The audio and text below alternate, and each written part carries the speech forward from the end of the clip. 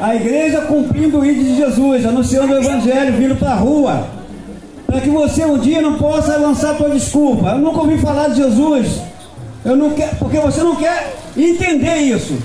Deus quer salvar a tua alma, quer te libertar.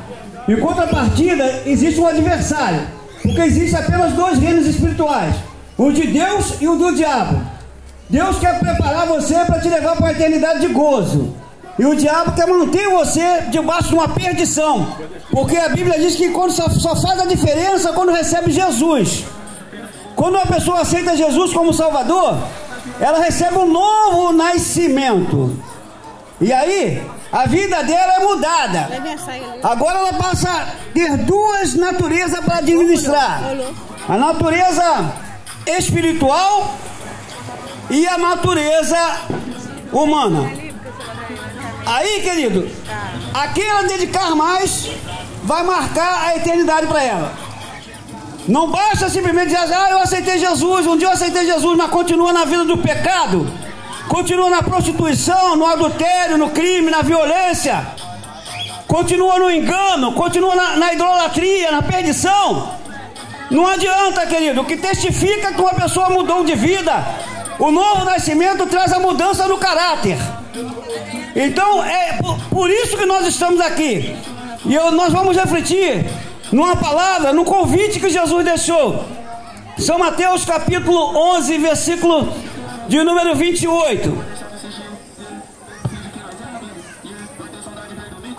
Estou até com dificuldade, estou sem púlpito, mas vamos falar desse versículo. Diz assim: vinde a mim todos que estáis cansados e oprimidos, e eu vos aliviarei. Tomai sobre vós o meu jugo e aprendei de mim, que sou manso e humilde de coração, e encontrareis descanso para vossas almas. Porque o meu fardo, o meu jugo é leve, meu jugo é suave e o meu fardo é leve. Meu jugo é suave e o meu fardo é leve. Esse convite é o convite da maior personalidade que pisou nessa terra, personalidade humana. Porque na realidade ele deixou a sua natureza espiritual, ele abriu mão por um período, porque ele resolveu tomar forma humana para comunicar aos homens numa linguagem humana uma mensagem divina. Ele veio para assumir a culpa que um homem trouxe para toda a humanidade.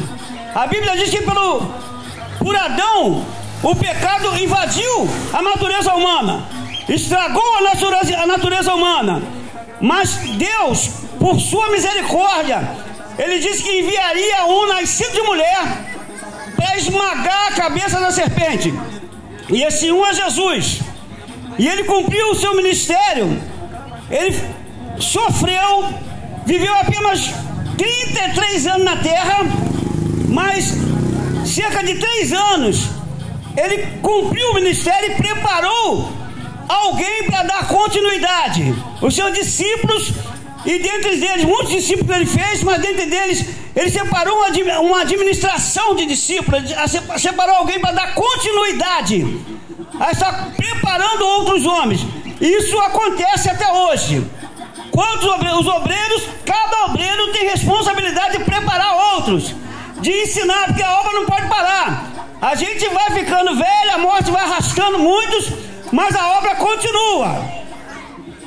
Querido, mas eu preciso te dizer o seguinte: talvez você pense que a morte vai demorar muito, mas às vezes ela está bem pertinho de você para te arrastar. Aí você rejeita a palavra de Deus porque você não quer saber de morte, mas a morte é uma realidade infalível. Assim como o ar que a gente respira, a morte vai chegar um dia. E se você não estiver preparado, a Bíblia diz que aquele que rejeitar o plano da salvação que está em Cristo, que veio a esse mundo, ele ofereceu, ele fez um convite: vinde a mim. É ele, é Jesus, o único Salvador, o único libertador. Nós observamos que durante todo o tempo da história, Deus sempre teve cuidado de chamar o homem para um encontro com ele.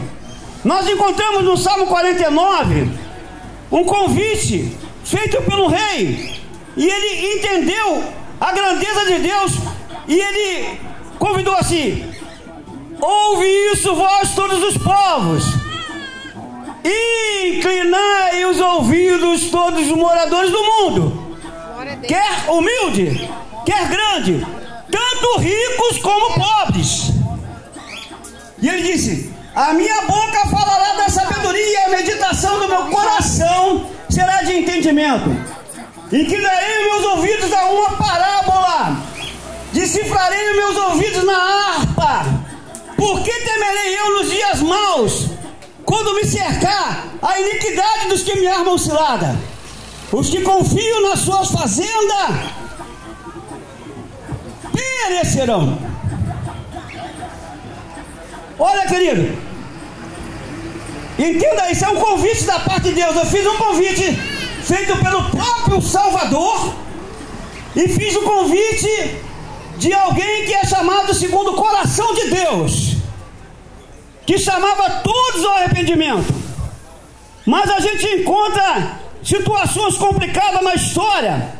Um dia, um homem também que é personalidade importante da história, o profeta Elias, ele estava enfrentando uma situação complicada no seu tempo. O contexto era muito horrível, porque o povo estava se alienando, se afastando de Deus por causa do pecado. Como hoje a gente prega a palavra, mas muitos não estão nem aí, quer comer, beber, farrear.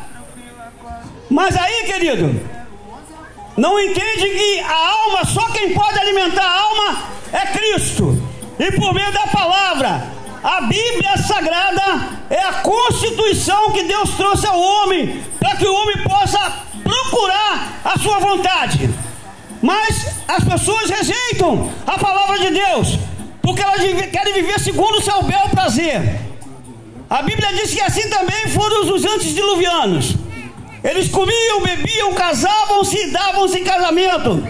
Mas a Bíblia diz que um dia Deus levantou um homem chamado Noé, para que ele pudesse notificar para eles que viria um dilúvio de água sobre a terra, uma condenação, que a terra seria toda inundada e todo ser vivente morreria, exceto o que entrasse na arca que ele mandou Noé construir.